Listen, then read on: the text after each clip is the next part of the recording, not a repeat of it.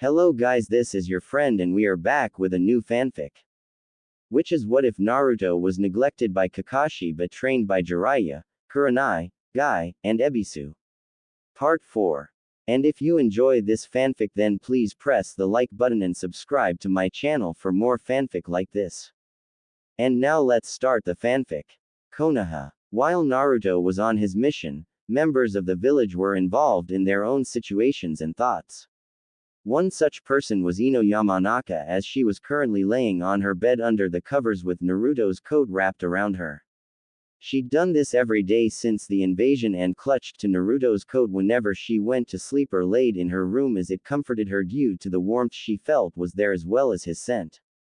As to why, well, Naruto saved her during the invasion and not just from getting killed either. Flashback. During the invasion, Ino was scared. No, scratch that, she was terrified.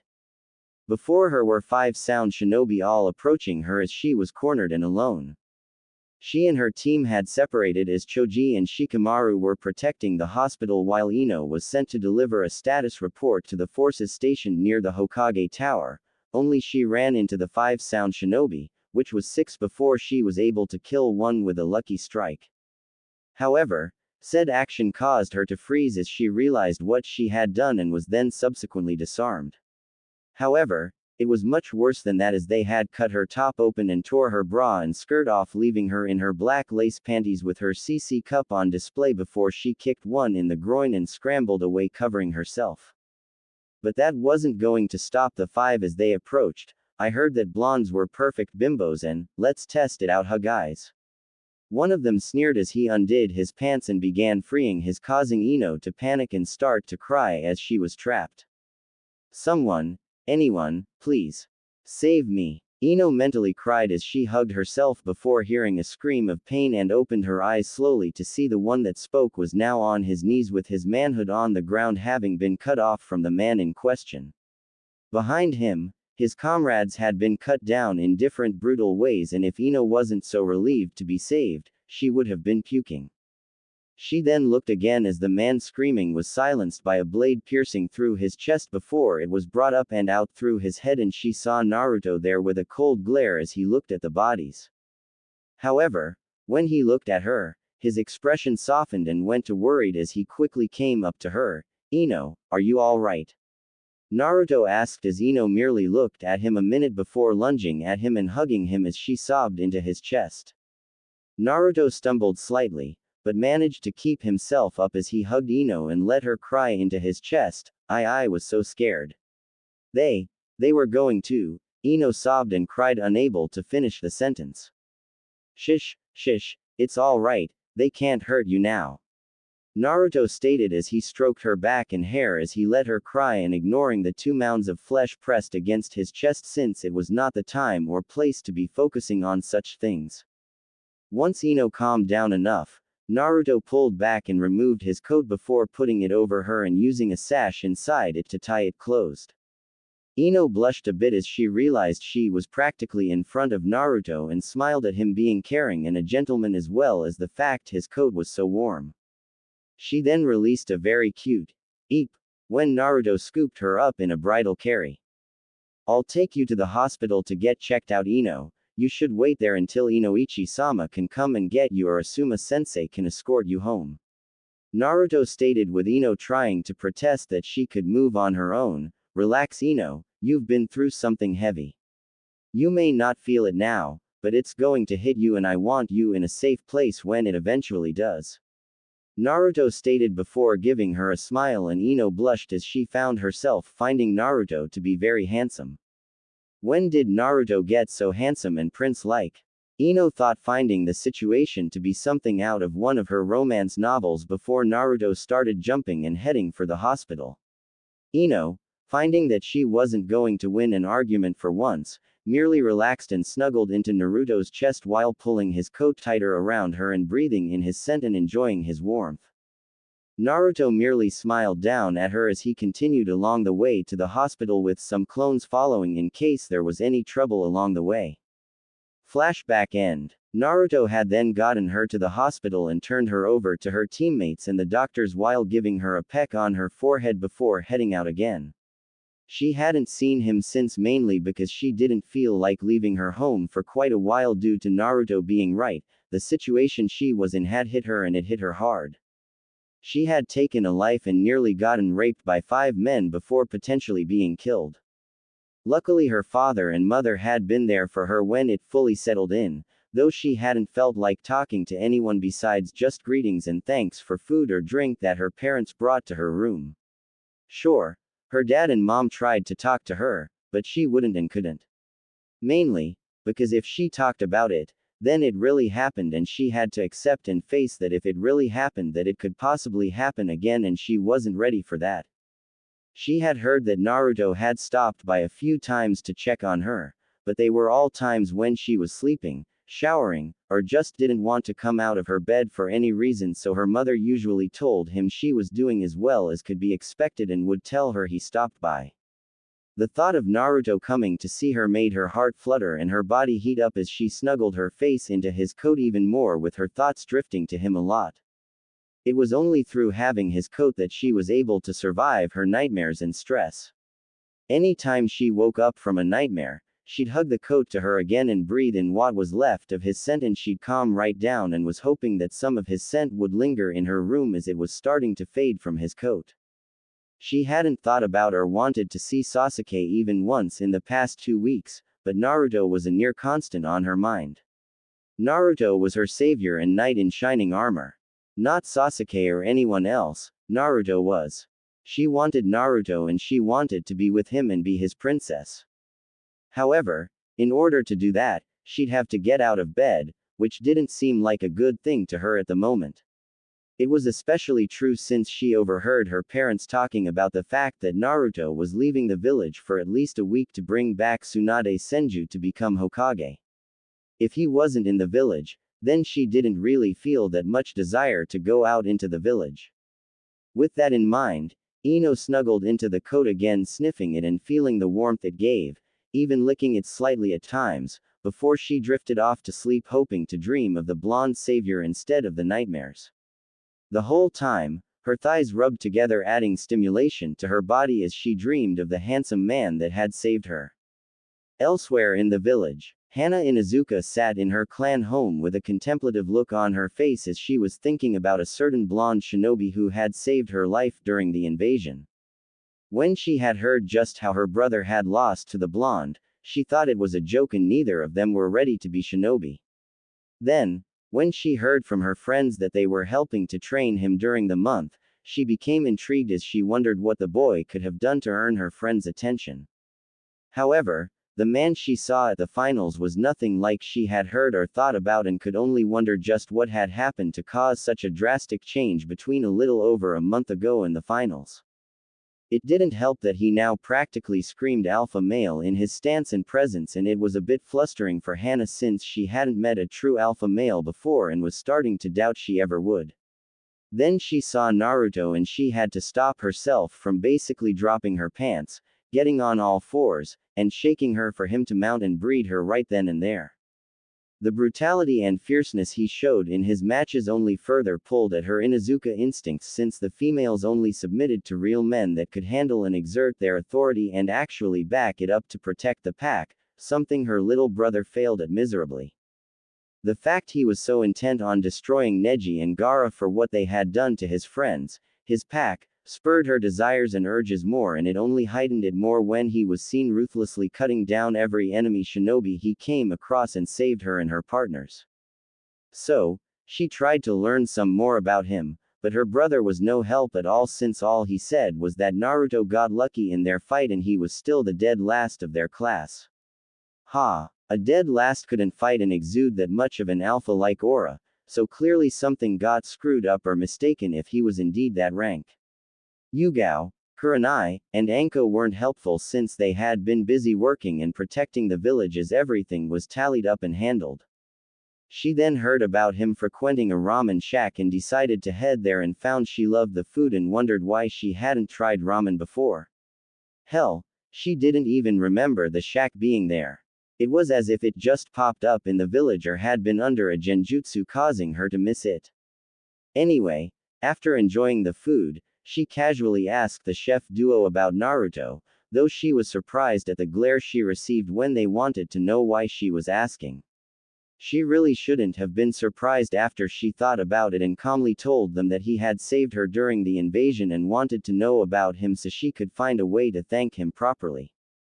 The chefs seemed to accept it after a little of glaring at her before they told her a few things about Naruto besides him being their #1 customer. Now though, she was stuck in trying to officially meet the blonde and get closer to him since he was away on a mission, though no idea on what the mission was since even in Konoha, some information didn't get leaked to the public at large. So she'd have to just sit back and wait till he eventually came back so she could introduce herself and see where things went from there. Though part of her hoped her more submissive and lustful side would be more controlled since she really didn't need to have to worry about jumping his bones at first sight, even if the idea had some appeal to her.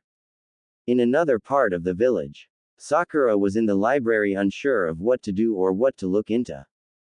Since the invasion, Sakura had decided she wanted to get stronger so as not to be the weak girl she had been for so long. She had gone to her mother for advice. Being an ex-kunoichi meant that Mebuki Haruno could possibly help shed some light on what Sakura could look into. Mebuki had suggested looking at what she knew she could do and then finding things that played to those areas, so Sakura was here looking at different arts that had to do with chakra control and maybe traps. She knew some of the others were looking and training too since Choji had all but thrown himself into training after what happened to Ino and wanted to be strong enough to protect his friends better. Shikamaru had added a bit of his training too, though it was still cut at times with him relaxing, though anyone that knew him knew it was him also thinking up different strategies and plans. Kiba was mainly because he wouldn't let Naruto get too far ahead of him. Anyway, Sakura found herself thinking on her blonde teammate more often since not only had his demeanor and style completely changed in the month, but he hadn't even once asked her out or anything. It wasn't that she was fully bothered by it, but when he went from asking her out 3 to 4 times daily to not a peep in over a month, it seemed a bit odd to her and made her a bit sad. She guessed it was him focusing on his training and then fight with Neji and didn't want to be distracted by anything. Admittedly, her being a possible distraction to him stung and made her feel a bit happy. Don't get her wrong. She always felt a bit flattered at the fact Naruto found her beautiful and tried so hard to get her affections and attention. Sure, it was annoying at times with how persistent he was and the fact he seemed not to be able to take a hint, but it was also further flattering since it showed that to him, she was worth all the trouble he was going through to get her attention.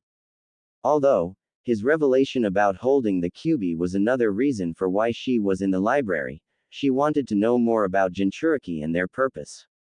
She wasn't dumb, she knew the difference between a sealing scroll and what it held, but that still begged the question of why do that to a person. Sakura assumed it was simple greed or desire to boost the power of the village or a person, but she didn't want to assume, she wanted some facts and knowledge to help her make her mind up. Regardless of the info though, Sakura did promise herself to be a better friend to Naruto. There was no way the guy was a demon, he was too nice and caring towards people. Plus, a demon would have brutally killed her after all the times she punched him or whacked him over the head, so there was no way he was one unless he was the most pathetic demon in existence, which she doubted. She wouldn't admit it, but it didn't hurt her perceptions that Naruto's wardrobe had improved and the fact she could actually see the body he had from training so hard didn't hurt either. Inner Sakura had been crying anime tears and screaming at them for being so stupid as to turn away such a hottie when they could have been enjoying a lot of activities with him instead. Sakura had to bury those thoughts way deep in her mind or she risked blushing like a tomato and getting a nosebleed since it was clear that Naruto was more well-built than Sasuke was. However, right now she needed to focus on finding materials for her to look through and found one book that caught her attention, Medical Jutsu, a summary and basic outline. Sakura stated as she looked at the book and decided it couldn't hurt to look at it given her team's, or rather former team's, predilection for getting into trouble and getting hurt. Hyuga compound. 3 people in the Hyuga clan were also contemplating and thinking on things. The clan head and his wife Hitomi being the 2 primary ones and their youngest being the third. Hiashi and Hitomi were talking about a variety of things, though primarily it was Naruto bringing Tsunade back to heal Hinata and about Naruto in general. The 2 of them knew Kushina and Minato very well since they were on teams with them, Hitomi with Kushina and Hiashi with Minato, and knew Naruto was their son. The 2 had been worried when hearing that the boy was the last of their graduating class and seemed to be a clown rather than taking the career seriously, but then they thought about the fact no one had paid attention to him besides glares and disgust except when he acted like a clown. They had been furious with themselves for not doing something sooner and made it a point to interrogate all of their members to ensure none of their clan were contributing to the problem. A few had at first, but they stopped when seeing the boy doing everything he could not to harm the civilians and prove everyone wrong about him. Him standing up for Hinata and helping Neji just made them more determined to help keep watch over him if it was necessary. Those that did participate took whatever punishments leveled on them as they knew they had fucked up. However, the 2 slight dilemmas were due to their children and something personal. The first was due to the fact it would appear that Hanabi had gained a crush and normal interest in Naruto as she wanted to know about him and if he could train her and take her as his student. This was slightly conflicting since Hanabi was a good 4 years younger than Naruto and it was no secret that Hinata had an infatuation with him. They had told her she could meet with him later on but she needed to focus on training right now since she didn't want him to think she was weak. The excuse worked well as Hanabi quickly went to train since she couldn't handle a Chunin and he had handled a lot of enemies of different ranks. Although, that also connected to the second issue which was between them personally. Are you sure about this, Hitomi-chan? If you're not careful this could blow up in our faces. Hiashi stated as he looked at his best friend that was his wife while she merely nodded while sipping some tea. I'm sure, Hiashi-kun, it would help not only personally but also the help it would provide us with what we want to do with the clan that is long overdue. Minato-kun and Kushina-chan were going to help on both counts, but the attack put a stop to that in Naruto as a viable option. Hitomi stated and Hiashi reluctantly nodded knowing she was right. There is the issue of our daughters though. Hiashi stated and Hitomi sighed. I'm not going to interfere in their affections, Hiashi-kun. If they wish to pursue the boy then I'll let them, but it doesn't directly correlate with what I want. Hitomi stated making Hiashi sigh and nod. Very well, though it may be a while before we get a chance to talk to him since it's unknown how long the mission could take. Hiashi stated and Hitomi nodded. I'm aware, but I'm not in a rush so it will be fine. Hitomi stated and Hiashi nodded before drinking his own tea hoping that they could have their conversation with Naruto soon. Uchiha District. Makoto sighed slightly as she reclined on her couch with a frown on her face. She had encountered her eldest just outside the village while he and his partner were fighting Kakashi, Asuma, and Hyuga before she and Guy arrived. Itachi knew better than to face her since she had never used the more advanced methods of the Sharingan and had trained hers a lot without ruining her eyesight, which made her dangerous against other Sharingan users. It didn't help that she had pushed her skills and abilities back up to Anbu captain status. Of course, Itachi was also surprised to see her alive since he fully believed he had killed her, which was why when the 2 locked Sharingan to Sharingan, Itachi had used a lesser-known genjutsu to have a chat with his mother. To the others only saw a second or so passed before Itachi had Kisame pulled back while giving a small nod to his mother and then left. Her current situation was because of the conversation she had with Itachi. He had explained his happiness at her being alive and that it was a relief to know that Sasuke wasn't alone as it would ground him and keep him stable. He then went on to explain that he had become a spy for Jiraiya because a group of S-ranked individuals were gathering to capture Jinchuriki and the Biju and one of the members was an Uchiha with a fully mature Sharingan claiming to be Madara himself. Makoto was, of course, shocked, incredulous, and pissed, the latter being at Jiraiya for not telling her that he was in contact with her eldest. The two had then talked about a few things, with Itachi apologizing for not being able to talk more before he released the genjutsu and left, causing her to sigh sadly and drag Kakashi back to the village. It was also a short time ago she learned Sasuke had taken off after learning Itachi was there, and Guy went after him to ensure he didn't do something even stupider than leaving the village without permission. However, her mind was also on the fact that her best friend's son, and her prospective boy toy, was being targeted by a large group of individuals that wanted to tear out Kyuubi. She couldn't have that, especially with an individual that had a fully mastered Sharingan at their disposal. Hence why she had come to a decision that would let her help Naruto and spend more time with him. At the same time, she'd offer to train him to fight and handle the Sharingan, since Guy only knew his own unique method, and even then it wasn't perfect. She'd have to put the suggestion request into the Hokage and Jiraiya when she got the chance, most likely the same time Sasuke would be getting out of the hospital from the thrashing she'd be giving him for being so stupid and reckless as to leave the village on his own accord. Elsewhere in the village, Hinata was walking through the village with a purpose, thankfully having some time alone to think and do something she wanted without a medic following her, though her guards were with her but were back a bit, just giving her some breathing room and space. She had wanted to get stronger to show Naruto she could keep up with him and maybe find some confidence in herself to approach him about dating and the like. She was already behind that kin girl, it seemed, since she did kiss Naruto's cheek when the invasion started, and it seemed that Anko, Kurenai, and that Ayame girl from the ramen stand were close to him too. She couldn't lose her chance and needed to find a way to get some confidence and more training.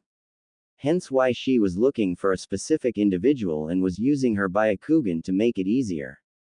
Finally, she found her target sitting in a restaurant eating dango.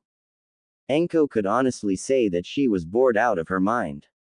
Sure, the invasion gave her a chance to spill some blood and she had plenty of customers to entertain at work, but she could honestly say that training and hanging out with Naruto was much more enjoyable, since he always amused her and kept her on her toes with what he would do. Hell, when she was teaching him that he should fight dirty, the guy had grabbed her tits and pinched her, making her lose her focus, and he pinned her with a kunai at her throat and at her womanhood. Anko had to admit, she had never been so turned on and proud in her life. She was tempted to jump him right then and there, but had decided against it since there would be plenty of time for playing later on and he wanted to focus on training for the month.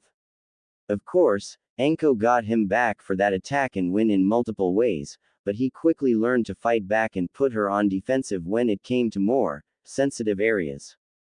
Anko broke from her musings and raised an eyebrow as Hinata, Hyuga of all people, slid into the booth across from her. "Can I help you, girlie?"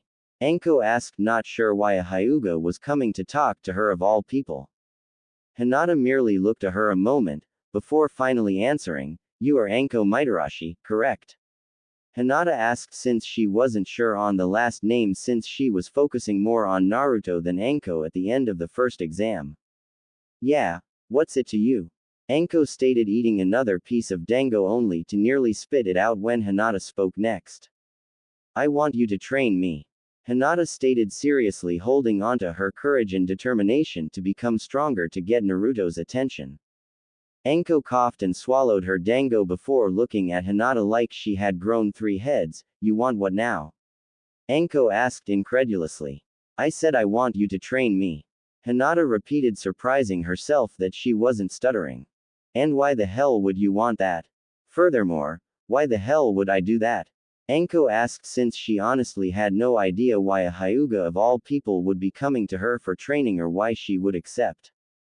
"Naruto-kun spoke highly of you during the couple of times he visited me in the hospital and said you were a badass bitch of a kunoichi that should have been around for the academy to get the fangirls out of there, and that a kunoichi could learn a lot from you," Hinata stated, making Anko blink and hold back a blush since she found being called a badass bitch of a kunoichi to be better form of sweet talk than a lot of other things. I want you to train me because I am tired of not having confidence and only relying on my clan's arts. I also want to be a better kunoichi, and quite frankly I feel like my mother and Kurenai sensei are taking it easy on me and I don't want that." Hinata stated, and Anko nodded, since Kurenai did admit that she sometimes treated Hinata more gently than she probably should have. As for why you would want to, I honestly don't know. Naruto mentioned at one point that you wanted to make a mini-me, and it'd be a good candidate, but I don't know what that means exactly. Hinata stated in confusion, making Anko pause slightly. Me turning a wallflower pure Hyuga princess into my own mini-me. Ooh, Naruto-kun, you are getting lucky when you get back. Anko thought while keeping herself from licking her lips at the thought of turning this pure Hyuga princess into her own personal badass sexy bitch of a student, maybe teach her to eat as well as suck later on too. Anko wouldn't force her, but could help build confidence and relieve stress, plus she could use the experience when she eventually tried to help Naruto repopulate his family. Anko didn't doubt that the girl would give him an army of kids if given the chance. However, there was a problem, and that thought snapped her out of her daydreams right quick. Well, I suppose I could train you. However, that would be dependent on if your injuries are healed well enough to handle the training. Anko stated, and Hinata looked disheartened at that, since she forgot she was stuck as basically a civilian version of a kunoichi until she was healed enough, and even then it was dependent on if Tsunade Senju could be brought back.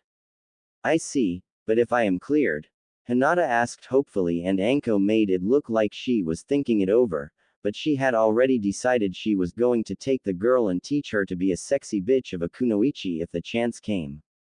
Well, I guess, but if you wimp out or complain about the training, then I am cutting you loose. I hate whiners and wimps, and I'm not going to put up with it.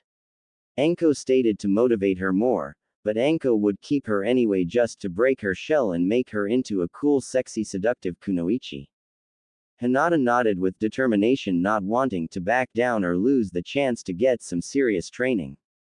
Though she didn't know what all of Anko's training would entail until it was too late for her to back out. However, it wasn't just people in the village that were handling some things stemming from Naruto's actions. Fire Capital, Lord Nobunaga, Fire Daimyo of Fire Country, was dealing with the fallout of things from his own end. Mainly, dealing with the continued peace between Fire and Wind Country, with Nobunaga, at the request of Hiruzen and Jiraiya, asking the Wind Daimyo to stop sending his missions to Konoha as a sign of good faith to make negotiations go easier. Konoha was still going to punish Suna for their actions, they were just going to throw them a bone first to make them seem friendly enough, and this make negotiations stay in their favor. The fact that Suna never even contacted Konoha about their financial falling when they were allied with each other was just proof that the last Cage was too prideful for his own good and was more concerned with looking strong over trying to help his people better. While understandable why they attacked, the fact that they were stupid enough to trust Orochimaru only made them worse in the eyes of many. So yes, Konoha would be getting quite a few concessions from Suna if the latter wanted to keep the peace and alliance treaty, and the two daimyos would be backing Konoha because Suna should have said something rather than deciding to act as betrayers to show their strength. Betraying allies just to show how strong you were set a bad precedent for both countries, as it looked like Wind Country would turn on any ally they had if the opportunity to assert dominance came, while looking bad for Fire Country because it made it seem like they were too blind or stupid to notice when an ally was becoming an enemy. As such, that insult had to be paid for quickly and efficiently beyond the losses Suna incurred. Given the fact Konoha had their Jonin commander and the Cage's 3 children as their prisoners only made Konoha hold even more power in the negotiations. Of course, being political, both daimyos knew they needed something to solidify the peace more permanently. Only one method stuck out to them, and both already had the candidates in mind, with one being the blonde maelstrom that nearly defeated the invasion force through his actions and plans. Now it was just a matter of the paperwork and notifying the ruling bodies of both villages, plus a slight reminder of the fact they were being informed as a formality, not a necessity. The Fire Daimyo knew he had no issues with that, but now the Wind Daimyo wasn't so sure, and he would be keeping a very close eye on his village from now on. Their actions with Gaara only further cemented his decision, since their actions had drove the poor boy to the brink of insanity, and unlike some of the lesser daimyos and the one of the other major ones, he didn't view Jinchuriki as weapons or deterrents to war. They were people placed with a heavy burden that made ruling a country seem like a relaxing vacation. They should have been respected and treated fairly, not abused and ridiculed. The fact Gaara was willing to and most likely did kill villagers daily only made it a bigger indicator that they shouldn't be hated, since that just meant they had less and less loyalty or reason not to kill the villagers. The fact Naruto was sane after everything he no doubt went through was a miracle to the Tsunade Daimyo, and the Fire Daimyo had inquired of Hiruzen, who held nothing back about Naruto had endured and persevered through. However, given his parents, it wasn't surprising to Nobunaga that he was able to endure. However, that was then and this is now, and both had to handle things, more so on the Wind Daimyo's side of things and how the village operated with different individuals. If Tsunade's populace and council had a problem with or different views from that, they could shut up or be executed, simple as that. The Wind Daimyo was not having such foolishness and bigotry grow in his country. End of discussion. Tanzaku town. 2 days later. Naruto and his group, oblivious to the various things going on back home, were approaching Tanzaku town slowly so as not to do any large bursts of chakra and alert Tsunade if she was close enough to sense it. Neji, Shino, you're up. Naruto stated as he had made a few dozen clones to start scouting the town a few miles back, and none of them had popped yet. The two genin nodded, and Neji activated his Byakugan as gently and slowly as possible to not give off a burst, while Shino released several of his tracker insects throughout the town as they calmly walked through under the transformation jutsu that was amped up by Kurenai's skills with illusions. Tsunade wasn't a censor, so only large bursts would get her attention, but they didn't know if her apprentice was a censor or not, so they had to be careful. It was about 5 minutes in that Neji locked onto a signature. I believe I found her. She must have been suppressing her chakra and started loosening the restraints. There's another woman beside her that is still trying to mask her chakra. Neji stated, and Shino nodded a minute later as a few bugs came back. Indeed, my bugs have determined they are the only people in the town that have chakra comparable to that of a ninja. Shino stated, since civilian levels of chakra were vastly different than the levels of a ninja since they trained and used chakra nearly daily. Alright, Jiraiya-sensei and I should go in with Neji and Shino each covering an entrance, and Kurenai and Tenten inside to support. Naruto stated, making them all nod since it made it difficult for Tsunade to possibly get away if they had the area covered. Kurenai then tapped Tenten's shoulder before removing her own headband, and Tenten nodded and removed hers before tucking it into one of her pouches. The two then nodded and walked into the bar that Tsunade was tracked to, and Naruto sent a mental command to have his clones close in around the place and hold position in case this got violent. Kurama has actually been the one to suggest how to do that after the run-in with Itachi and Kisame. By keeping a thin chakra thread so small that you had to really strain to see it, Naruto could mentally order and communicate with his clones. This was beneficial since it kept him from having to constantly pop clones to get information to the others. He couldn't do it over huge distances, but connecting to a clone and then having that clone connect to others made it easier to cover distances, and the town wasn't that big, so it was easy to get all of his clones to converge on the bar. Back to the present, Naruto and Jiraiya waited a minute before entering before they caught sight of Tsunade and her apprentice Shizune. Well, look what we found. Jiraiya stated as they walked closer, causing the two women to look at him in surprise, though Shizune also blushed when looking at Naruto. Jiraiya, well, hasn't today just been one big day of reunions? Tsunade stated, downing some sake and causing the Konoha shinobi within earshot to narrow their eyes. So he did contact you, though I hope you turned him down for your sake. Naruto stated, making Tsunade look at him. Who's the kid? Tsunade asked Jiraiya, and Naruto snorted.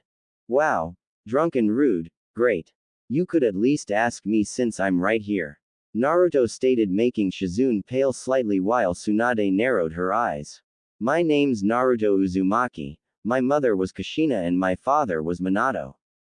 Naruto stated, knowing he had to be careful since many knew the name Namikaze, but not Minato. Tsunade widened her eyes slightly while Shizune was full-on staring in shock. Naruto merely ignored them and motioned for Jiraiya to sit before Naruto then did. So how are the pedophile's arms? Still stuck and ruined after his failed invasion of Konoha? Naruto asked as he waved the bartender to bring a drink, and the bartender nodded, having served shinobi for a long time. Tsunade merely raised an eyebrow. Yes, what happened anyway? He wasn't exactly forthcoming with the info. Tsunade asked, having never seen Orochimaru so furious and in pain. I destroyed the nerve endings in his arms through an experimental chakra attack. Naruto stated casually as he poured himself a saucer of sake, making Tsunade and Shizune widen their eyes at the damage. Of course, that was after he assassinated the fourth Kazekage, launched an attack on Konoha while impersonating the Kazekage, summoned your grandfather and granduncle back from the dead to kill Jiraiya Sensei and Lord Third, and watched as I caused his plans to unravel. The whole time claiming that Hashirama-sama and Tobirama-sama were nothing more than his puppets and tools to destroy Konoha. Naruto stated, taking a drink while Tsunade narrowed her eyes since Orochimaru conveniently forgot to mention that information. To the point, Tsunade, Sensei has ordered your return to the village and we've been given authorization to force you back like a prisoner of war if necessary. Jiraiya stated, shocking the two women. And if you did indeed help Orochimaru, you'll be charged with treason and we can use lethal force should you resist us. Naruto added while looking Tsunade dead in the eye, causing Tsunade to look on in shock while Shizune was rapidly paling. My lady hasn't done anything. Orochimaru wanted an answer by the end of the week. Shizune stated, wanting it to be clear that they hadn't offered aid at all. However, at Naruto's eyes narrowing, she knew she fucked up. Then that means you didn't refuse him outright, meaning you were at least considering to help him. Naruto stated, and Jiraiya narrowed his eyes. I'll take a stab and say he offered to bring back people you cared about. Well, let me tell you what he left out. They'll be puppets that can only do what he tells them when he tells them. They can talk but not control themselves, so if Orochimaru told them to kill you, they'd do so without hesitation. Naruto stated, making Tsunade stiffen while Shizune paled a bit. Jiraiya sighed and nudged Naruto for a cup, and Naruto obliged and poured him a cup before drinking his own. I'll be honest, Tsunade, Sensei wants you to come back for a couple of reasons. Two of which are to heal the Hyuga heiress and another promising genin, and the more important one is for you to take over as Hokage. Jiraiya stated, making the two stare at him in shock. That's not happening. I have no desire or intention of becoming Hokage. Only fools take that title. Tsunade stated, causing Tenten to look at her in shock at her idol being so callous, and Jiraiya winced knowing she just said the wrong thing in front of Naruto. Wow. Didn't take you for being a blood traitor. Naruto stated casually, making Tsunade stiffen and Jiraiya and Shizune to look at him in shock, since that was the highest level of disrespect, disappointment, disgrace someone from a clan could have. What did you just say? Tsunade stated with a slight edge to her voice as Naruto ignored her and drank from his cup. I said, I didn't take you for being a blood traitor. Turning your back on your clan's village, insulting the memories and actions of your family and loved ones, and even considering to help a man who wants to destroy said village and disrespected and defiled your family's graves. There's also the fact you're disrespecting my mother and Mito-sama since they wanted to be Hokage too. Do tell me what among those instances wouldn't warrant a traitor marking within a clan? Naruto stated, then asked, and Tsunade growled, mostly because she couldn't refute his words and it was pissing her off. You've got a set of balls, kid. Tsunade growled and Naruto shrugged. That I do, as my two lovers would attest to. Naruto stated, causing the women to blush and Jiraiya to hold back tears of pride at his godson while Kurenai giggled a little at Tenten imitating a tomato. However, that has nothing to do with the fact you're pathetic compared to what Jiraiya sensei told me and what my mother and Mito-sama wrote about in their journals. I have no reason to fear you because I know the answer to a question that you would refuse to answer. Naruto stated, and Tsunade growled. And what question is that? Tsunade demanded, and Naruto merely looked at her without any trace of fear. When was the last time you actually trained to keep your skills sharp? Naruto asked, and Tsunade froze. I don't mean your strength technique that you no doubt used to scare people or your medical arts. I mean, sweat, blood, and tears training to keep in combat shape and ensure you're still the same badass bitch of a kunoichi that everyone respected and feared. The answer. Not since before your lover died. As such, I have no reason to be afraid of you. Naruto stated as he drank another cup. The fact that you are shaming both of the clans that are within your blood only makes it worse, and if it wasn't for the fact I don't want to rush to get married, I'd take the Uzumaki clan seat just so I could kick you out personally. Naruto stated as he downed his cup and then leaned to his left to dodge a fist from an angry and crying Tsunade. So now you're resorting to punching first and starting a fight in a contained area with civilians present. Wow. Where did all the teachings of restraint and control that your family taught you go? Or did you decide that since they were fools their teachings weren't worth following? Naruto asked as he stared unflinchingly at Tsunade, who was growling more. Outside, brat. Tsunade stated, retracting her fists from the wall she just punched through, and walked outside with Naruto shrugging and following her. Jiraiya-sama, aren't you going to stop him? Lady Tsunade could kill him. Shizune stated, and Jiraiya snorted. That would be true, Shizune, if Tsunade was actually keeping in combat shape. That punch alone showed me she's less than half the speed she was when she was still in the village. Sake, laziness, and her wallowing have made her weak, to the point that even if I didn't know Naruto's capabilities, I'd think she'd still lose. Jiraiya stated before downing the rest of his cup and going outside to watch the fight, leaving a stunned Shizune behind. She knew her teacher hadn't trained at all since they'd been away beyond her strength technique and healing knowledge, but for Jiraiya to claim that Naruto could beat her. Shaking those thoughts away, she quickly followed Jiraiya, not noticing Kurenai and Tenten following her outside.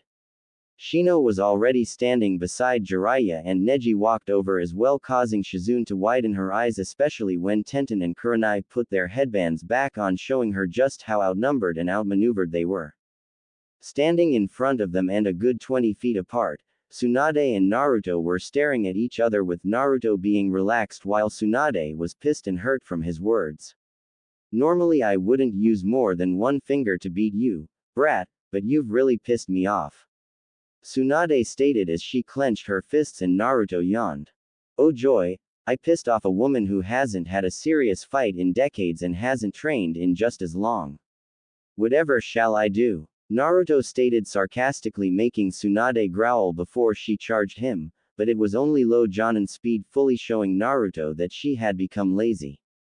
Naruto wasn't worried since he had trained against Guy while said man had his weights off, which meant Tsunade might as well have been walking towards him. So, he waited till she was about to hit him before he suddenly ducked under her punch before grabbing her arm and judo tossing her away. Tsunade and Shizune were shocked at the maneuver as Tsunade quickly caught herself and managed to land on her feet with a hand against the ground. Naruto just looked at her in boredom, causing her to grit her teeth as she punched the ground, sending a tremor towards him, but he merely jumped and watched as Tsunade jumped after him with a kick. However, Naruto merely threw his weight backwards, letting her kick sail over him before he caught her leg and twisted to throw her back down to the ground as he followed her thanks to gravity. Tsunade righted herself and landed on her feet as she glared where Naruto was, only to find him gone. Pissed. Hey, behind you, Naruto stated, causing her to stiffen and turn to look at him standing there. Hi, Naruto stated before he punched her in the gut, causing her to gasp in pain as spit flew from her mouth and she hunched over, trying to hold back the bile and stomach contents that were trying to force their way up. Is this what one of my punches feel like? Tsunade thought in shock, since no one had ever hit her this hard before, not her sensei, not Hanzo, not her family, not anyone. She couldn't focus for long since Naruto kept her from flying backward from the hit by grabbing her ponytails and wrapping his fist in them before he started delivering a barrage of hits to her, causing her to gasp and scream in pain as she spit up blood while Naruto hit her with ruthless efficiency. Off to the side, Shizune and Tenten could only watch on in shock while Neji was wincing since he could imagine the pain she was experiencing given the fact he went through something similar and he still remembered the pains of getting killed twice and then the beating afterwards. Kurenai, Shino, and Jiraiya were impassive since they knew Naruto was doing this for payback and to teach her a major lesson. Naruto then stopped his assault by grabbing Tsunade's head and held her up to his face as blood was leaking from her mouth. I'm warning you now, if you try to run, I will break your arms, legs, hands, and fingers to such a degree you'll be lucky to set them back in place within a few years, and I'll do the same to your student if she tries to interfere or heal you. You will be returning to the village, whether you like it or not is not my problem. I was given a mission and I will complete it. Naruto stated, and Tsunade could see he was deadly serious, but she also saw sadness and disappointment in his eyes that made her heart clench a bit. However, she couldn't think on that as Naruto gave her another blow by slamming her into his knee, forcing spit and blood from her mouth before he continued by slamming her face into the ground and then punting her in the ribs to Jiraiya. You can take care of that trash, Jiraiya-sensei. I want nothing to do with her. She's an embarrassment to the Uzumaki and is a shame to Lady Mito and the Senju. Naruto stated with disdain clear in his voice as Tsunade spat up some blood and was trying to heal herself with Shizune's help. Naruto then turned to leave before Tsunade shouted, "Wait." Tsunade stated, causing Naruto to pause and look at her. I want to make a bet with you. Tsunade stated, making Naruto raise an eyebrow. What could you possibly wager that I would want? No matter what happens, you're going back to the village, so what could you possibly have that I would desire from this bet? Naruto asked since it was abundantly clear that she wasn't getting away. Tsunade bit her lip since she knew she was screwed. How about this? She asked, showing her necklace, and Naruto just stared at her since he had read up on and knew what that was. The fact that Kurama was snarling at the sight of it only confirmed what he suspected. The fact you're willing to bet your grandfather's necklace just further shows me how much disrespect you have for your clan and family. Naruto stated, making Tsunade wince at the cold tone in his voice. Not really. It's going to an Uzumaki if you win. The Uzumaki are cousins of the Senju, so it would still be held by family. Tsunade stated, and Naruto just looked at her. If you master the Rasengan in a week, then you can have this. If not, then you have to pay all my gambling debts and can't ever try to banish me from the Uzumaki clan. Tsunade stated, thinking that Naruto was a fist fighter, not a jutsu specialist, plus it was an A rank made by Minato. There was no way Naruto could learn it in a week, right? Naruto narrowed his eyes slightly since he didn't want her to know that she already lost, and Kurenai kept Tenten quiet about it too. Seems a bit unfair. You get two things you want while I gain something I could care less about. If you're that desperate to pay off the debts and then do it, don't try to weasel your way out of something you got yourself into. Naruto stated, showing he wasn't interested at all, making Tsunade deflate a bit, and Shizune bit her lip. What about if I sign myself over to you? Shizune stated, making everyone look at her in surprise and shock as Naruto stopped walking and looked at her with a raised eyebrow. Shizune swallowed nervously. I know you have a slave. That woman there wearing the Uzumaki clan symbol is proof enough, so, if you win, I'll sign myself over as your slave back in Konoha.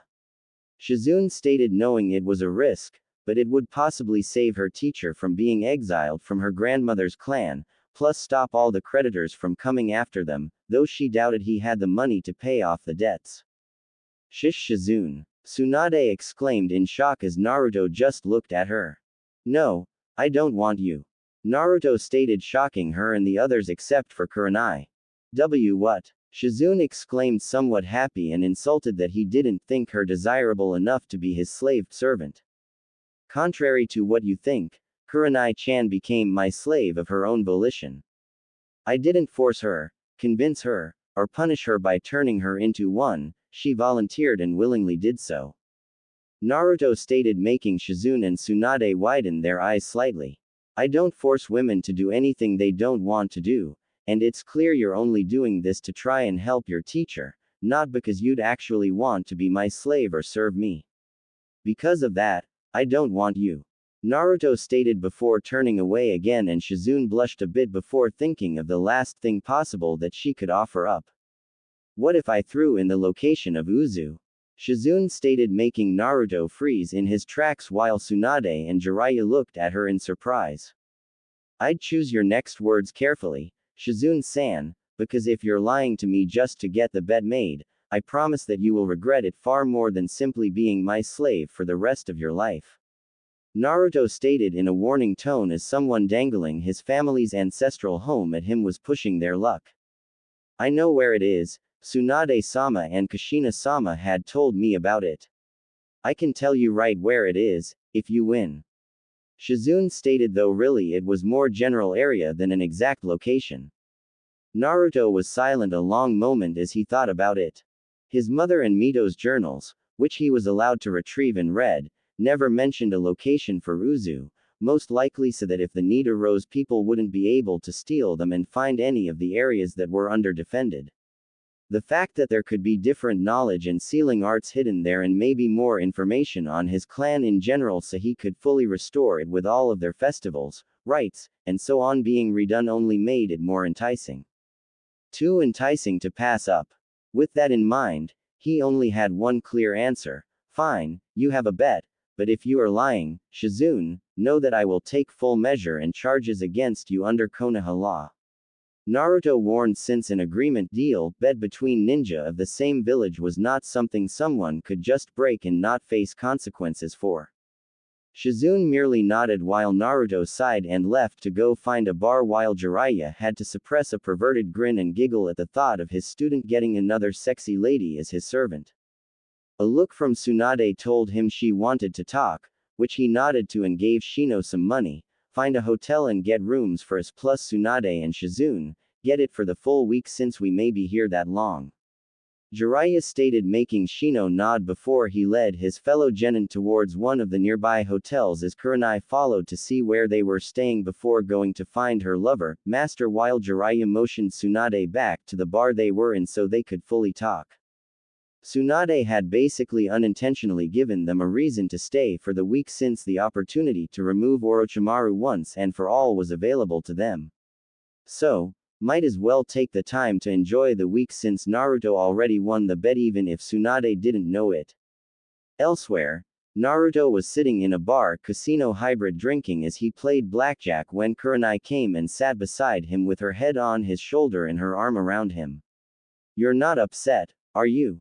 Naruto asked quietly, knowing that Kurenai was a woman and despite that the seal may influence her at times, she could get jealous or upset with what he did.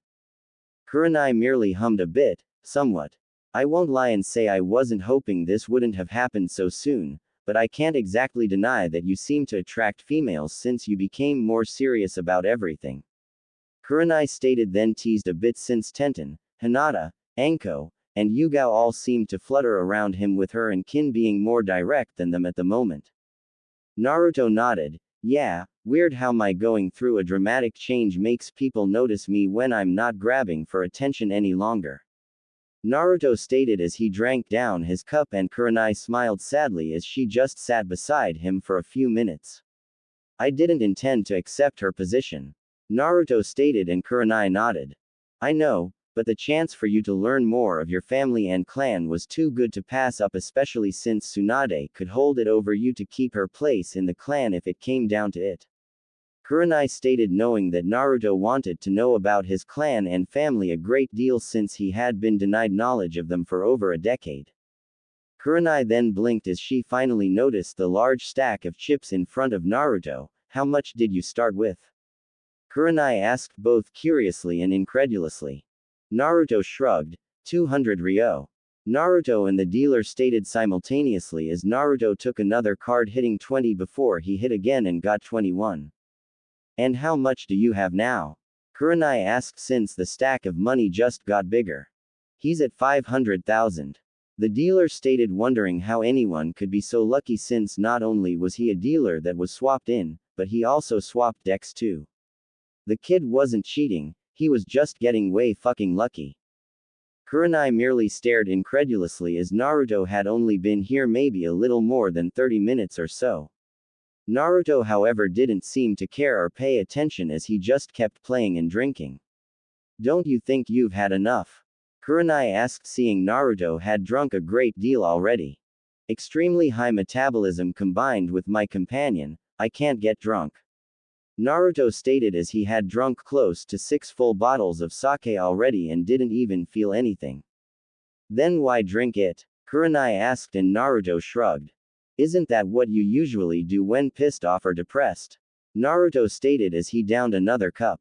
Kurenai merely sat there and watched as Naruto kept playing blackjack, building up his money before security had to ask him to change, so he went to roulette, then the slot machines, and then poker. By the time he reached poker, he had gotten over 5 million ryo and wasn't showing any sign of stopping, though he had drunk almost all the alcohol in the place too, so the place was getting some of its money back at least. However, now it was getting late and Kurenai decided to retire and kissed her lover and master before leaving, with him giving her some money in case she wanted to shop later. Kurenai merely smiled and headed back to the hotel while telling Naruto which one they were staying at. Naruto acknowledged her answer and continued playing the various gambling items while each time he moved he had cashed out his chips, since moving the growing pile was getting annoying. Naruto eventually had to go to another casino, after leaving a sizable tip for the dealers and the bartender, and joined the blackjack table getting a new pile of chips. However, he paused in his playing as he felt someone next to him and turned to see Tsunade, who sat beside him and eyed his pile of chips a moment before looking at him and gave a small smile. Buy a lady a drink? Tsunade asked with a smile and Naruto looked at her a moment before shrugging. Sure, they were just about to ask me to switch games anyway. Naruto stated before he downed the rest of his drink and tossed some chips to the dealer and then the bartender for tip and to cover his bill. After exchanging his chips and then sealing the money away, Naruto and Tsunade walked to one of the bars and started drinking. The two spent a few hours drinking and not really saying anything until eventually, Tsunade seemed to be drunk and was hugging on him and leaning against him while smiling. Naruto sighed and stood up while bringing her along. Okay, princess, time to get some sleep. Naruto stated as he had her leaning on him as she giggled with a blush. Oh, a young handsome man thinks I'm a princess. Tsunade stated with a silly smile as Naruto walked her to the hotel. Yeah, just don't pass out until I get you back to the hotel. I don't want to carry you and I'm not leaving you out here to Kami knows what fate. Naruto stated, making Tsunade smile more as she hugged him. Such a gentleman, I think you should be rewarded. Tsunade stated while a sultry smile came to her lips, which Naruto didn't see. Great, and what is my reward to BMPH? Naruto started before Tsunade grabbed his face and kissed him, causing his eyes to widen a bit in surprise, though he did notice her lips tasted like cherries and sake. However, he also noticed her shuffling them to an alleyway as his back hit the wall and she cupped his crotch. Tsunade kept kissing Naruto while also being disappointed that he wasn't kissing her back. Tsunade then pulled back with a slightly hurt expression. Why won't you kiss me back? Am I too old? Tsunade asked with some genuine sadness and Naruto snorted a bit. I don't care about your age, but I'm not into having occurrences of any kind with a drunk or any woman that isn't thinking clearly.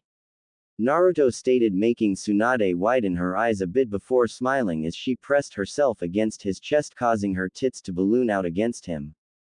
Then I guess it's a good thing I'm not drunk. I purged all the sake from my system when we started walking. Tsunade stated with a smile as Naruto cocked an eyebrow. I just wanted to make sure you wouldn't try anything if I didn't want it, but you're such a gentleman. Tsunade stated as she rubbed his through his pants. Only, her eyes grew large as she mentally measured his. Wow, and you've still got some years to keep growing. Tsunade muttered, though Naruto still heard it, and she felt her moistening at that thought. So are you a cougar or something? Naruto asked, since Tsunade didn't seem the type to be into younger men, or at least sub 20-year-olds. He could also sense from her emotions that she wasn't doing this to try and bribe him into keeping her in the clan, she was actually into this. Tsunade merely smirked and kissed him lightly before going to his ear. Somewhat, but I like gentlemen and something else too. She stated seductively before licking along his neck and ear. You're the first man that's ever dominated a fight against me in such a way. You made me feel like I was weak compared to you and that made you more desirable. Tsunade purred into his ear making Naruto raise an eyebrow. You're a sub? Naruto asked incredulously and Tsunade merely smirked and shook her head. Hardly, but that doesn't mean I can't appreciate a man that can actually put me in my place, so to speak, when necessary. I find power to be very sexy, and I mean real power, not just someone showing off and claiming to be powerful because of their wealth or status. Tsunade stated while still cupping and stroking through his pants. I like real men. Tsunade purred before she squatted down in front of him, giving him a great view of her cleavage and her plump sticking out. You're seriously going to do this right here? Naruto asked incredulously and Tsunade smiled and nodded as she began undoing his pants, finding it wasn't so simple as undo the buckle, button, and zipper. You bet I am. Tsunade stated as she got his pants undone and then tugged them down seeing the tent in his boxers and licked her lips. When it subsided, Tsunade collapsed on top of Naruto panting as her hair was a mess and her tits were squashed against him as she was still filled with his cum. That was amazing. Tsunade stated panting as Naruto was merely breathing a little hard. Yeah, it was. Naruto stated as he stroked her back as she smiled. Your hands feel good, maybe I should order you to give me a massage at least once a week after I'm Hokage. Tsunade stated and Naruto smirked as he gripped her again making her moan. Do you mean an actual massage or me fucking you to massage your? Naruto asked and Tsunade actually giggled a bit as she snuggled into his chest while licking and kissing it. Maybe a bit of both, having these tits is murder on my back and shoulders after all. Tsunade stated and Naruto chuckled a bit. Oh, by the way. Naruto stated holding his hand up for her to see before she widened her eyes as he made the Rasengan. I already knew the Rasengan thanks to Jiraiya sensei and a lot of clones, I had it done in under a week. Naruto stated surprising her before she smiled sadly before she sat up and undid her necklace and handed it to him. You won it fair and square. Tsunade stated smiling sadly and Naruto smiled before he leaned up and kissed her making her moan a bit before he pulled her back to the bed.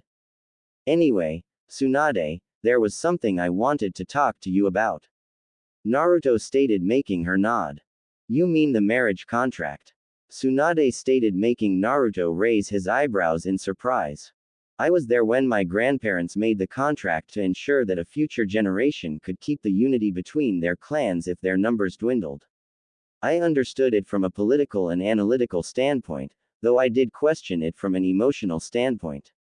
Tsunade stated since her grandparents had explained the contract was an, in case of emergency, type item and there was no reason to suspect that Tsunade would be dragged into it. Life though seemed to have other plans. I see. Luckily there's no rush, the contract merely states we have to wed, not how soon or fast. Naruto stated making her look at him in surprise and confusion. Why you don't have a problem with marrying me? Tsunade asked incredulously and Naruto raised an eyebrow before smiling. Should I have a problem? Naruto asked as he pecked her lips making her eyes widen a bit before some tears spilled and she kissed him more aggressively. However, she frowned as she felt something at her neck and pulled back to see her necklace there with Naruto smiling at her. But you, Tsunade started before Naruto kissed her gently. It's your necklace Tsunade, it means more to you than to me. If you want to fight me on it, consider it an early wedding gift. Naruto stated with a smile and Tsunade widened her eyes before smiling gratefully as more tears flowed from her eyes. Naruto barely had time to blink before she kissed him again and it was by far the most aggressive she had been and felt her rocking her hips again causing both to moan in enjoyment. You know, we have to tell Shizune, right, Tsunade-chan. Naruto stated through the kissing making her pause both at the mention of her apprentice and her calling her Chan, which made her blush a bit. We can tell her at the end of the week. Now shut up and more. Tsunade stated, making Naruto shrug before she began kissing him again, and the night of fun continued well into the early hours for the newly betrothed duo. End of the week. Just outside of Tanzaku, Tsunade stood in a field waiting for Orochimaru, though any observant person could see she was near glowing and seemed to be in a much better mood than she had been for years. This was due to the fact she had gotten some awesome after a couple of decades. She had a new lover that cared about and supported her, and Naruto informed her that he had something his mother was working on that he thought would help her. She did frown at the thought that Naruto wasn't staying in the Uzumaki clan estate right now, though from what Jiraiya told her, it was no doubt due to her sensei trying to keep the backlash from such a thing contained until he had more help, specifically her. She knew the idiots of the village would be throwing huge fits if Naruto moved in there, since they were under the delusion it was the Namikaze estate. If Naruto moved in there, they'd bitch and moan about him defiling Minato's home and that he should be executed for it, which would then lead to Hiruzen getting pissed and killing or imprisoning them all, or possibly letting it slip that it was Naruto's home, and then some people would connect the dots and then the rumor mill would spread like wildfire and bring more attention on Naruto besides the Akatsuki. Sure, there was the possible lie of saying that Minato only stayed there because he was close friends with Kushina and didn't want her living alone after the loss of Mito, but that would only fool some people for so long.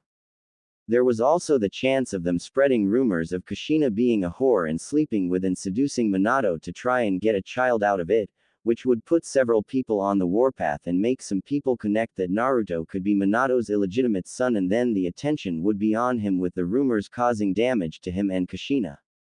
No, Hiruzen needed some help to both contain the idiots and ensure the others knew that the rumor mill was kept out of things. Plus, the old man needed to control his blood pressure more, so better that someone else lose their temper. Regardless, if worst came to worst, she could simply state that Naruto was living there under her invitation since she's in Uzumaki and so is he, and it's the Uzumaki estate, not the Namikaze.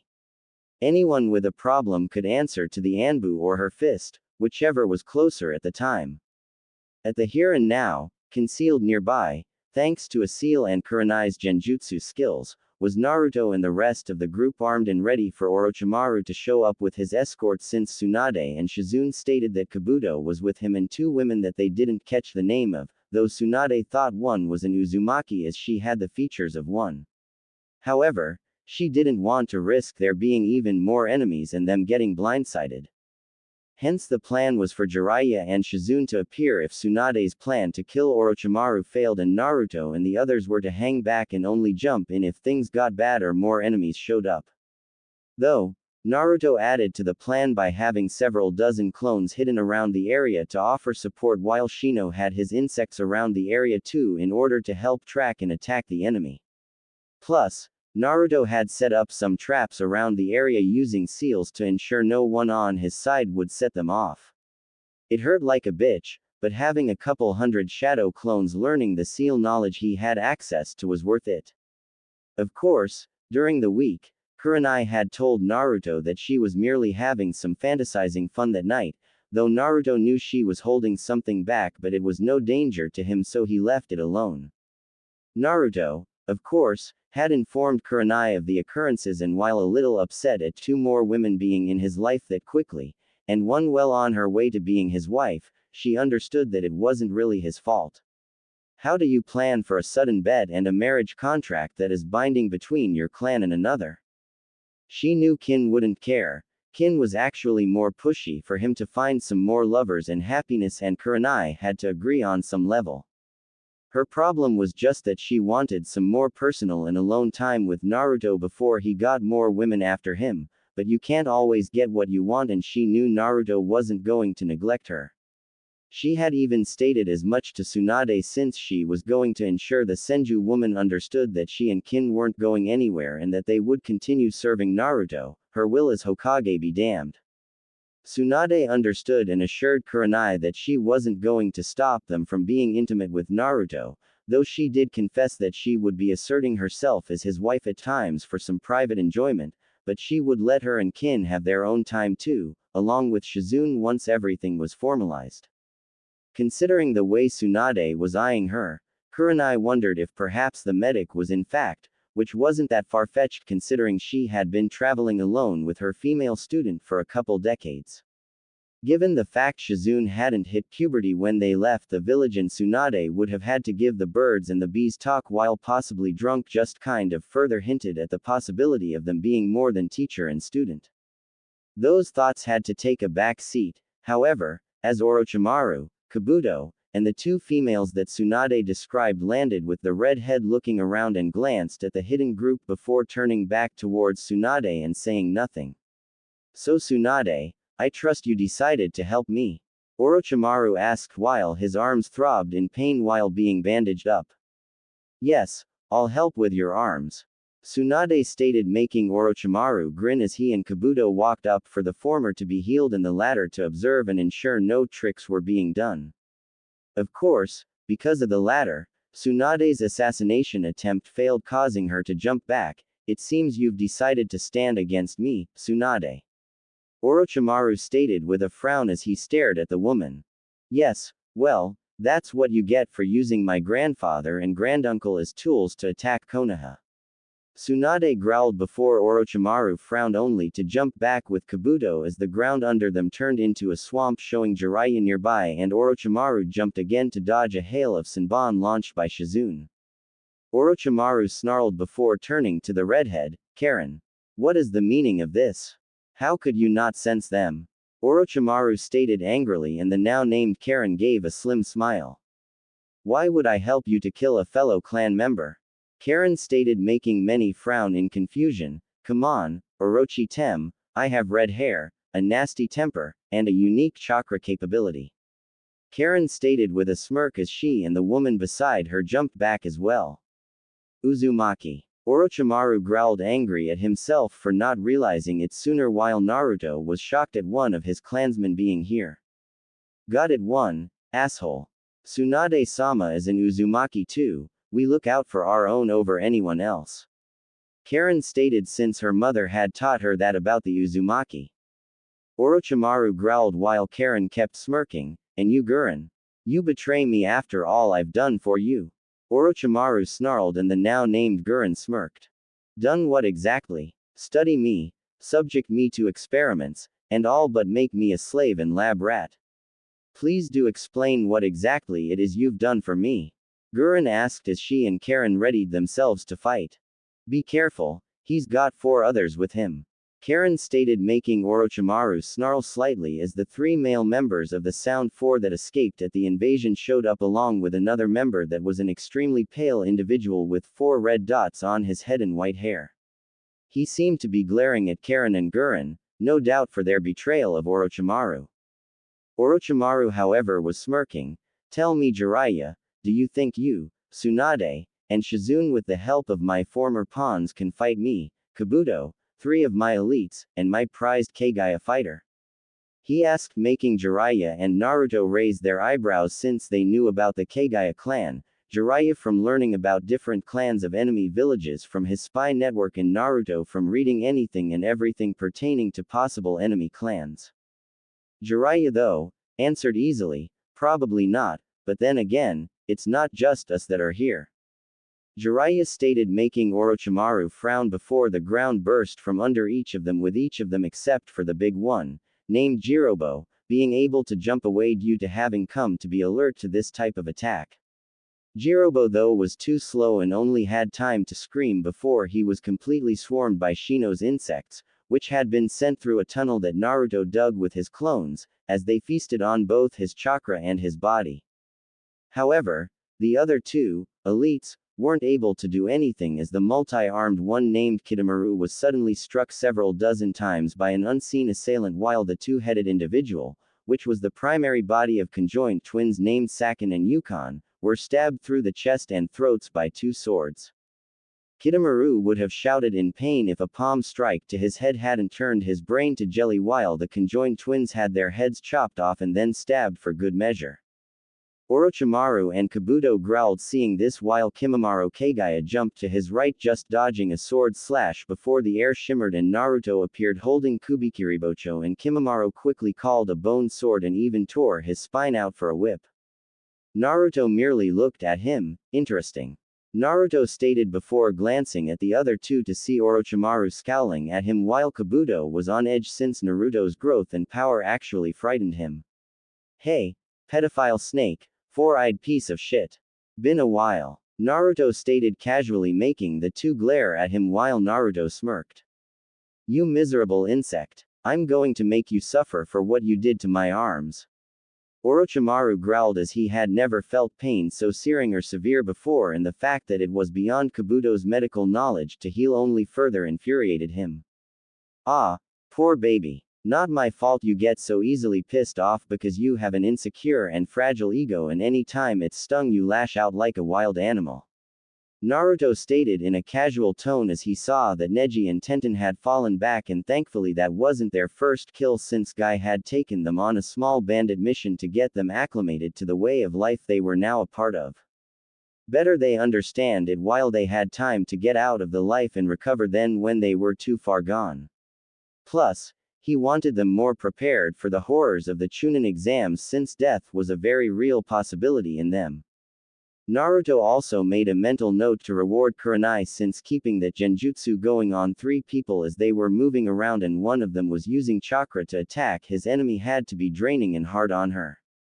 Naruto then turned his attention back to Kimimaro, who was still standing there ready to fight. Naruto studied him intently, noticing the dark rings under his eyes, the swollen blood vessels in his eyes, the slightly labored breathing, and the occasional minute twitch of his body as if he was in pain. Naruto concluded this guy wasn't in peak shape and was only here because of his devotion to Orochimaru. It would have been commendable if not for it being to a complete asshole son of a bitch. However, based on the sword and whip combo, Naruto knew Kubikiribocho was not the right choice. So, he sealed it away and opened a pouch before withdrawing the snake handle of Kusanagi before the blade extended out of the snake's mouth. Naturally, the sight of the blade made Orochimaru grind his teeth in rage at the brat daring to use his blade. It also stung his pride that Naruto could use the blade at all. Kimimaro though narrowed his eyes. You have something that belongs to Orochimaru-sama. He stated, and Naruto shrugged. Not my fault he couldn't hold onto it when he and I clashed briefly. Naruto stated while mentally happy that they were so focused on him that they weren't noticing the others preparing. Enough talk. Kimimaro, kill that brat and bring me his body for my research. Kabuto. Orochimaru snarled before shouting, and Kabuto quickly bit his thumb and swiped some blood on the summoning tattoo that Orochimaru had and began the summoning while Jiraiya and Tsunade were already summoning themselves. However, Naruto ignored that for the most part while mentally ordering a clone to fall back with the others so they wouldn't get caught in the crossfire. Non-verbal commands on the field were a perfect reason to have the communication method Kurama suggested. No clone to make the enemy suspicious and no warning or idea of his plans. Anyway, reason he was ignoring the soon-to-be battle of summons was because Kimimaro had launched himself at him and Naruto had gone to meet him halfway, clashing blade against blade, and Naruto using his flexibility to maneuver around the whip before he jumped back as a large spike came out of Kimimaro's wrist and went towards him. Naruto then caught the whip as it moved to strike him and held it while Kimimaro was impressed that Naruto was matching him in strength. You know, it's too bad you're against us and loyal to that asshole Orochimaru. I could use a strong opponent to spar and train against. Naruto stated as he and Kimimaro kept pulling on the whip before Naruto brought Kusanagi up and cut the whip, causing Kimimaro to stumble back, but he quickly made a bone shield over his arm and blocked Naruto's follow-up strike while Naruto summoned a kunai and held off his sword. You know nothing. Orochimaru-sama is a great man. He took me in, raised me, gave me purpose. I owe him everything. Kimimaro shouted as he began to attack, and Naruto defended while mentally placing Haku over this man, seeing a great deal of similarities between the two. The others in hiding and staying out of the fighting were only able to watch in awe of the dance of death between Naruto and the Kagaya as they were destroying the field and the few trees they got near while tearing the others' clothing and neither really drawing blood. Karen and Gurren were especially shocked at someone keeping up with and stalemating Kimimaro of all people. Even if he was sick and dying, he was not to be underestimated and was still feared by everyone in Sound. After about the 30th or so clash, Naruto decided to speak. I used to know someone like you. He was devoted and loyal to his master because he was a tool to be used as his master needed. It was the price for being given a purpose beyond starving and dying alone. The difference is his master at least came to care about him, but Orochimaru will never care about anything other than himself and his ambition. When you die, there will be no mourning. He'll just have Kabuto dissect you to try and learn some secrets of your bloodline and maybe recreate it artificially. Naruto stated as they kept fighting and Kimimaro snarled and began attacking more aggressively and recklessly before he had to jump away as he started coughing up some blood. Wow, and he's let you become like this. Why not heal you or at least get you a few women to impregnate so your line doesn't die out? Naruto asked and Kimimaro merely glared at him as he grew more bone armaments. Shut up. Kimimaro roared, hating the doubts coming to his mind because of this man as he lunged forward and began attacking as Naruto struggled to dodge them all and got some scrapes and cuts. Kimimaro was far more ferocious than Guy was when he wanted to really cut loose. Even having his clones come and help wasn't giving him an advantage to attack as Kimimaro was just slaughtering them all. He needed an opening to get one good hit in since it was clear that his words were making him angrier and possibly cracking the wall of devotion he had built up. A body launching through several trees was such an opening as both turned to look and saw that Orochimaru had been launched and a scream of pain came in the form of Kabuto getting sent right next to him. Few moments ago, Sannin fight. Orochimaru was scowling at the turn of events since without his arms and Kusanagi, he only had his legs and tongue to fight with and that was nowhere near enough to handle Jiraiya and Tsunade. Tsunade alone was doable since the woman clearly hadn't been training and staying in shape, but Jiraiya, loathed as he was to admit it, had grown powerful for being the dead last of their graduating class and it was irritating that he seemed to have reached this level. However, this meant that he couldn't handle both at the same time. Thankfully, Tsunade had a weakness he could exploit, which is why he grabbed his hand with his tongue and brought it up before biting a finger to draw blood before flicking it at her. However, to his shock, she didn't freeze or react besides some irritation. What he didn't know was that after their fun the first night, Naruto and Tsunade had used the week to get to know the other better, with Naruto giving Kurenai and Tenten time too while clones trained with Neji and Shino, and Naruto didn't like her fear of blood so he began to help her past it. It started with some pin pricks to just bring a small amount of blood, then some more, and then more, to the point Naruto couldn't do anything more unless he put himself at risk of death or he figured out how to make something Jiraiya mentioned once called a blood clone. However, the training worked as Tsunade didn't freeze up or shake in fear at the sight or feel of blood, she still hated it and would wash it off the first chance she got, but it was not a very glaring weakness to be used against her. Hence why, while Orochimaru was stunned in shock, she cocked her fist back and roared before punching him straight in his face, caving it in, smashing his nose, and knocking quite a few teeth out as he was sent sailing back. Nearby, Manda was losing badly since some of the Naruto clones summoned Gameken and Gamahiro to support the road boss Gamabunta and the slug boss Katsuyu since Manda was known to be a coward and sneaky devil. Thus, it was better to have extra eyes to watch their backs than let Manda get a lucky strike in with one of his venoms. Katsuyu probably could neutralize any venoms poisons used, but better to have the extra support rather than her being distracted fixing the issue while Bunta or herself were busy trying not to get hit. It also didn't help Manda that when he moved over certain areas, he'd activate explosive or electrocution seals causing him irritation, pain, and distraction which kept getting him hurt or risking his death. Still nearby, Kabuto was fighting Shizune and was showing that Shizune still had a lot to learn about combat both in general and against a medic trained to be in combat. Shizune was trained more for surprise attacks and ambushes, hence the Senbon launchers she kept hidden in her kimono on her arms and legs. As such, she was not handling the threat of Kabuto that well. However, before he could decisively handle Shizune, he had to jump back as a clone of Naruto came down on his position with his sword at the ready and Kabuto frowned.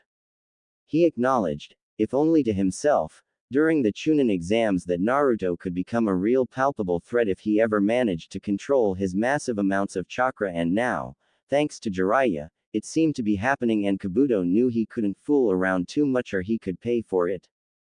You should give up, Naruto-kun. Not only is my healing factor second to that of a Jinchuriki, but I'm also on par with Kakashi Hatake. Kabuto stated, and Naruto just stared at him blankly. What's wrong? You were so talkative during the Chunin exams. Kabuto stated, and Naruto merely yawned. I'm waiting for the part that's supposed to impress or scare me. You just admitted your healing factor sucks compared to mine, and you're on par with a Jonin that has become lazy and pathetic in the past few years. He used to be a high A rank to low S rank Anbu captain, now he's barely mid B rank as a threat, and that's only because of his Sharingan and copied jutsu. Meanwhile, I've been training with multiple BA rank ninja and Jiraiya sensei, who is easily an S rank. Where am I supposed to be impressed by your pitiful statement that's being done to hide your fear? Naruto stated, and Kabuto frowned. I'm not afraid of you. Kabuto stated, and Naruto snorted.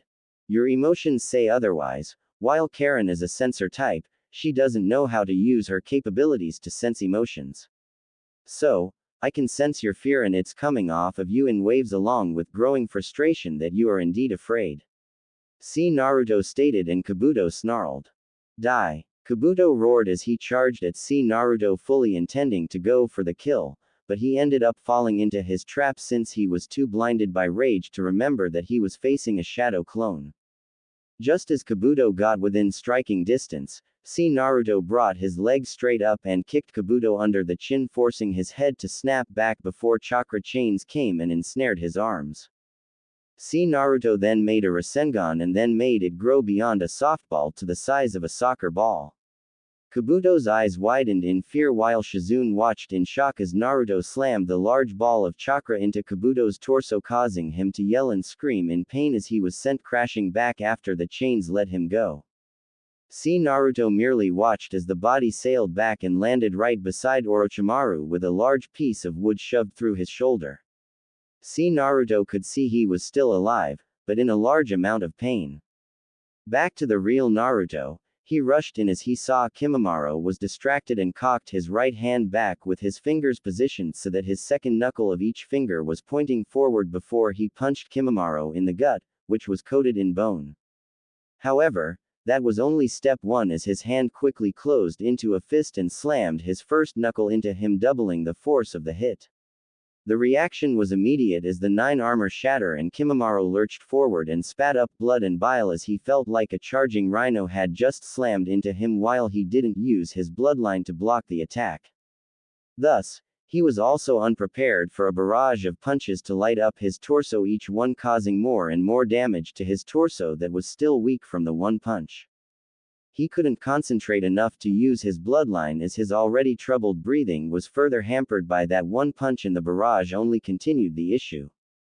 His head then snapped back as he was uppercutted into the air before dozens of chakra chains surrounded him and tied him down. There were a few things he idly noticed as he fought to stay awake. His curse mark wasn't responding to his commands, and each time he tried it felt like the mark was burning more and more from the chains, chakra. Next was that the chains seemed to be giving a comforting aura that was making him reflexively stop fighting back. Lastly, he found himself breathing a bit better than he had in years. Even if the pain in his torso from the hits was still there, it wasn't as bad as when he tried to breathe with his damaged lungs.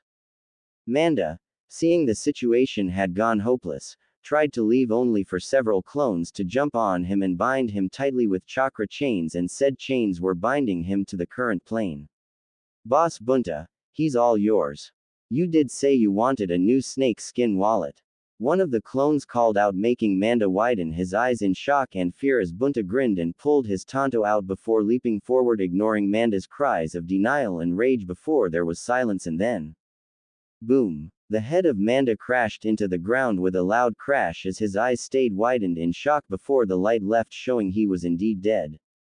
The clones kept the chains tight though, since the body was still trying to thrash even with the head being removed. Orochimaru, seeing Manda and his elite guard dead, and Kimimaro incapacitated, seethed before going over to Kabuto and leaving via a shunshin, knowing they needed to regroup and plan now since this battle had cost him quite a bit. That Uzumaki brat was really starting to get on his nerves. The summons, seeing their job was done, left and Bunta took the carcass of Manda with him so he could skin it. Kurenai then dropped the genjutsu and panted slightly since maintaining and using the jutsu over the group was not fun or easy for her. It only added to her drive to become stronger, both for her own pride and to better protect Naruto as it was her duty and desire. The two Sannin then went over to Naruto, who was carrying Kimimaro in his chains as the albino seemed to be somewhat calm. "What are you doing with him?" Tsunade asked and Naruto hummed a moment. "Well, from the devotion he had and pride Orochimaru had in him, I'd say he has more information than anyone else we've caught from sound. Plus, the guy fights good and I'd rather have him on our side over having to kill him," Naruto stated and Kimimaro glared. "I won't betray Orochimaru-sama," Kimimaro stated heatedly and Naruto just looked at him. "Even though he abandoned you to save his own skin. Even though he had you fight despite the fact you are clearly sick and dying rapidly?" Naruto asked and Kimimaro grit his teeth and looked away. "Even if we cure you?" Naruto asked, making Kimimaro stiffen as his eyes widened slightly. "What did you just say?" Kimimaro stated as he was tensed up slightly. "I asked if you would join us if we cured you. Kabuto and Orochimaru have failed at that, but both their minds are pathetic in comparison to Tsunade's own medical knowledge and skill," Naruto stated as he set the albino down and kept him chained up. "Plus, me slowly killing that mark on your neck is helping since it was expediting your disease," Naruto stated, making all three widen their eyes. "You're killing the curse mark?" Jiraiya asked incredulously and Naruto nodded. "How?" Jiraiya asked since he'd been trying to find a way to remove that damn thing for years. "My chains naturally kill it since if they can suppress and stop a Biju's chakra, then Orochimaru's is kind of pathetic compared to it. I can speed it up with a little bit of Kyuubi's chakra, but I have to be careful how much because it can turn poisonous if I do too much. He's not a Jinchuriki that's had the chakra flowing through them since birth," Naruto explained, making Jiraiya nod since it made sense. Naruto then turned to Tsunade. "Do you think you can run a diagnostic on him? Small amounts of Kyuubi's chakra and even my own chakra can heal, but I have no in-depth knowledge of the healing arts so I can't do more than a small trickle," Naruto asked and Tsunade nodded and did so while Naruto merely looked at Karen and Gurren. Gurren tensed while Karen just smiled and waved a bit. "Hi," Karen stated softly and Naruto smiled. "Hello, it's nice to meet another blooded Uzumaki," Naruto stated, causing Karen to smile more as she walked over before hugging him, surprising him a bit. "I never thought I'd actually find another Uzumaki, my mother will be so happy," Karen stated happily with some tears in her eyes. Naruto however widened his own. "Your mother's alive. She's not with Orochimaru, is she?" Naruto asked in concern and Karen shook her head. "No, she's in Kusa. I went to Konoha for the Chunin exams to look for more Uzumaki members and to try and get in contact with the Hokage covertly, but during the second stage, my team was killed by a bear and I ended up being found by Orochimaru, so I was kind of stuck between a rock and a hard place," Karen stated and Naruto widened his eyes at her being so close and he didn't know it. "However, now I can come with you, right?" Karen asked with some uncertainty and Naruto smiled. "Of course, though we also have to get your mother out of Kusa too," Naruto stated and Karen smiled brightly and nodded before looking to Gurren, who nodded indicating she was going with her friend. Naruto then turned back to Tsunade as she finished looking over Kimimaro. "His disease is one I've seen a few times, it's not impossible to cure, it's just not easy either. Your chains and the bit of chakra you're putting in seem to be repairing some of the damage and easing the stress of the disease, which will make curing him easier.